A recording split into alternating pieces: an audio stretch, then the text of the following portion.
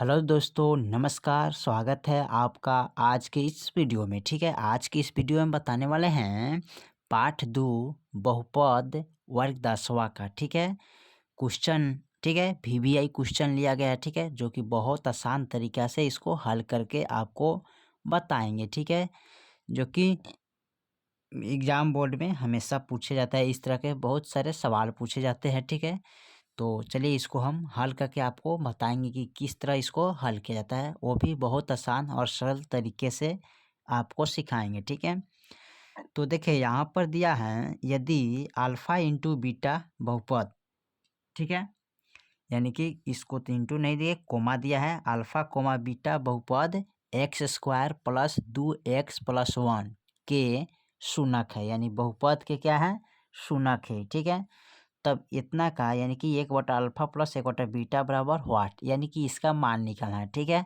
तो इसका मान निकालने के लिए क्या करते हैं, तो सबसे पहले आपको इस बात पर ध्यान देना होगा कि जो 1/अल्फ़ा है और प्लस 1/बीटा है ना, तो इसको हम बाटा का जोड़ करते हैं। ठीक है, तो बाटा का जब जोड़ करते हैं तो क्या करते हैं, अल्फ़ा और बीटा का गुणाखंड करते हैं ना, तो अल्फ़ा बीटा का गुणाखंड करेंगे तो ये हो जाएगा अल्फ़ा बीटा हो जाएगा। क्या हो जाएगा, अल्फ़ा बीटा। अब अल्फ़ा से इसमें हम भाग करेंगे। ठीक है, क्या करेंगे, भाग करेंगे। ठीक है, तो भाग करिएगा तो इस तरह लिखिएगा अल्फ़ा बीटा बट्टे अल्फ़ा, तो अल्फ़ा से अल्फ़ा कट गया तो बचेगा क्या, बीटा, और बीटा से 1 में गुना करेंगे तो ये बीटा का बीटे रह जाएगा, प्लस है।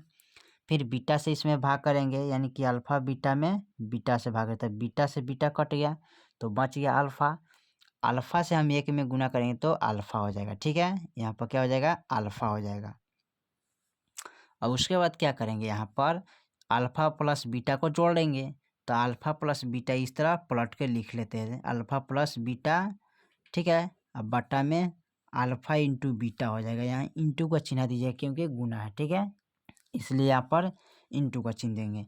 अब अल्फ़ा प्लस बीटा का जो फॉर्मूला होता है यहाँ पर नोट कर लेंगे, -b/a होता है। ठीक है, इसका जो फॉर्मूला होता है c/a होता है। ठीक है, इस दोनों चीज़ पर ध्यान देना है। ठीक है, इसका फॉर्मूला क्या होता है, -b/a, और इसका होता है c/a होता है। ठीक है, अब करना क्या है, इसको हम बैठाएंगे, तो यहाँ पर लिखिएगा, यहाँ a बराबर, यानी कि x का गुना में क्या है, 1 छिपा है ना, तो 1 लिखेंगे।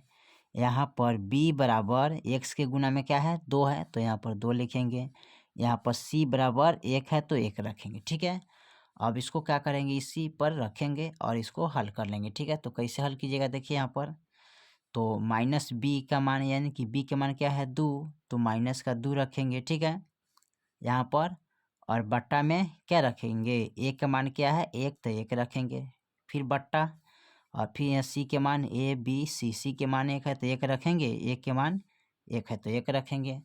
अब देखिए इसमें क्या करना है, 1 से 2 में भाग करेंगे तो -2 हो जाएगा। ठीक है, उसके बाद यहाँ पर बट्टा है, 1 से 1 में भाग करेंगे तो 1 हो जाएगा। ठीक है, और माइनस का हो गया, एक को माइनस का 2/1 हो गया।